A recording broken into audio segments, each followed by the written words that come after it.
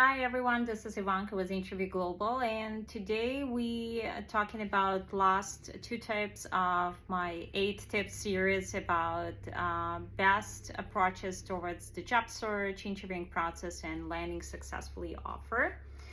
Again, if you're first time on my channel, I've been in recruiting for 20 years and very excited to to teach you a lot of great knowledge and experience how the recruiting process look like from company side, and possibly give you some better understanding how to approach it moving forward for you. So, what are those next tips that you definitely would like to check and would like to try during your next rounds of interviews? One of them would be always ask clarification questions. And those might be related either to the position itself, or really diving deep and understanding better what potentially you will be working on, what might be your most critical skills to be successful, and what are those skills to be successful in a role.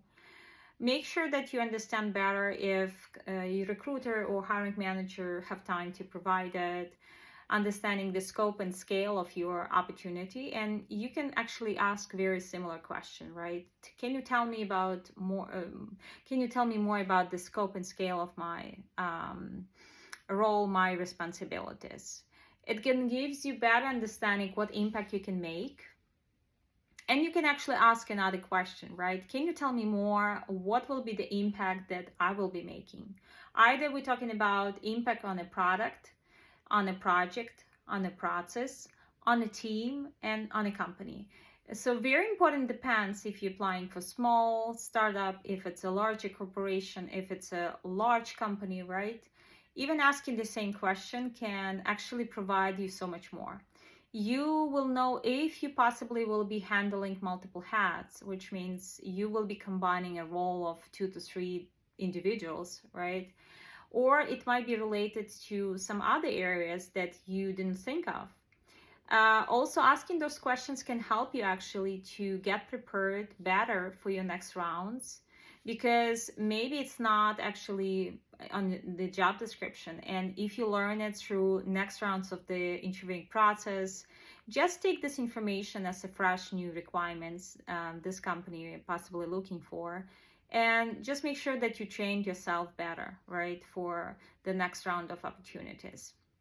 Also, a nice interesting kind of a right question to ask about culture. Ask why this person picked this role, or why and what actually they like about this company.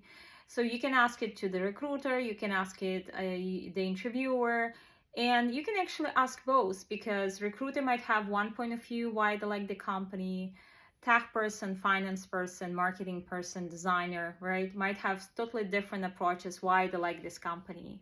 And they can talk to you about some stuff that relates to their job, or they can also talk about life and work-life balance, right? They can talk about mentality of the company, ecosystem or culture of the company.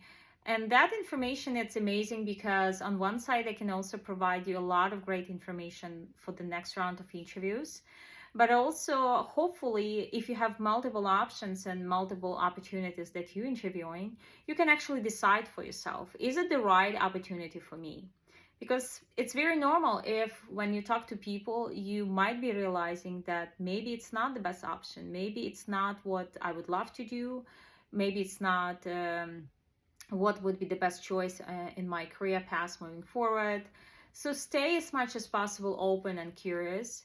And also, when I'm talking about clarification, I mean that when you're given a question, especially behavioral question, don't jump into conclusion, right? Don't take into account just your experiences. Before somebody gave you a task to work on, and it might be something like, for example, imagine you have this and this situation at your meeting, or with your product, or with your project.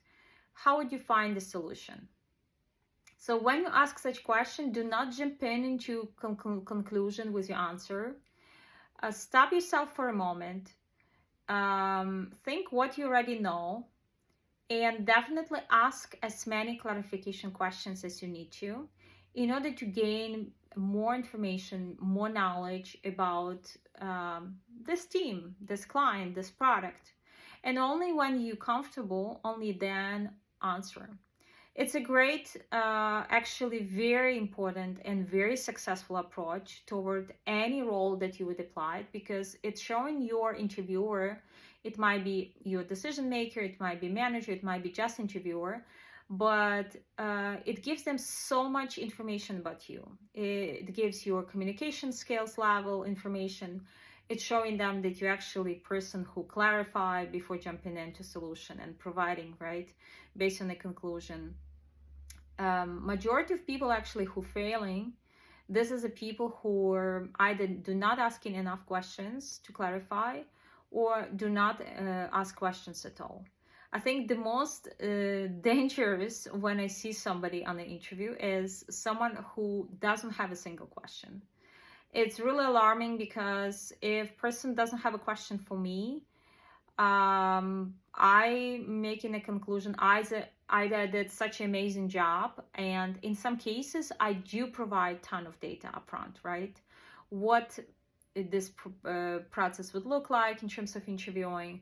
I also provide information how to prep themselves. I also provide what is a great way and not a great way to communicate.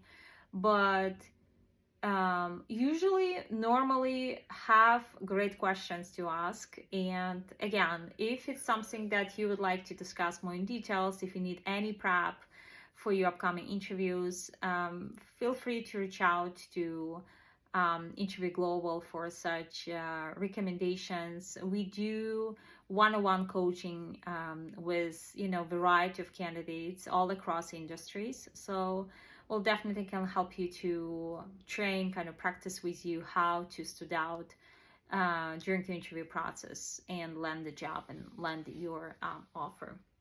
All right, and the final tip, number 8, would be the method during your answers during your interview process called STAR method. STAR method, which stands from situation, task, action, result, and what it is. So STAR method is a very effective tool, and I tried it on both ways when I was prepping candidates for their interviews while working for multiple companies recent decade. And also when I was looking for a job, I also very effectively, consciously used that STAR method. So what it does, you not just are very carefully listening to the question, every single behavioral or non-behavioral question that somebody provides, but you also know upfront for so many different variety of processes and roles, right, how to answer correctly for that question and most effectively. So you do not, for example, if the question is about the problem, you do not spending your time explaining mainly about the problem. You do take some time to explain the problem, but you shift your attention, your focus, and explain your interviewer how did you solve it. Why you need to explain this way.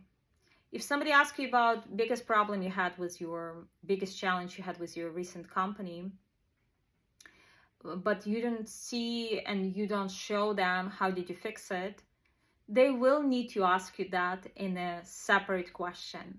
And obviously you don't want it, right? You don't want a lot of questions. So STAR method actually allows you to limit amount of questions from the interviewers by providing the best possible answers, very detailed, very to the point. One of the frustration I saw with many interviewers, with many candidates for many roles were that actually interviewers needed to grill and go around multiple rounds with the questions just to get very simple answer from the interviewers, from the candidates.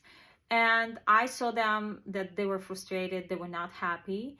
So you really would like to spend some time and prep yourself prior to going to those rounds, right? Prior going to the interview. And a lot of questions that you will get through your interview process with many companies is predictable, honestly. It's predictable because it's something that a majority of companies would ask, right? They can ask about your successes and failures.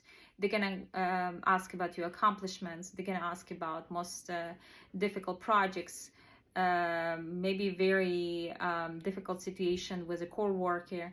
They can ask you about some limitations that you had and how did you went and overcome those challenges, right? So those are many. It's between 40 to 100, right? If you get any guide, and there is a lot of like free, obviously, guides that you can find on internet. If you would like to be coached and to be trained specifically for your role that you're applying currently and using a STAR method, let me know. I'm actually expert in prepping for the STAR method. I, again, use it multiple times along with others at Interview Global. So definitely will be very interested and ready to share those tips and tricks, how to be very productive with the STAR method. All right. So I think that would be it in terms of most successful tips during your job search. If you like this video as well as my previous episodes about the tips, definitely give a thumbs up, subscribe for my channel. I have an amazing kind of plans in terms of next rounds and what would be those episodes. But also, if you have any other topics that you feel would be important for you, I'm open for your feedback. Just comment below what else you would like to learn.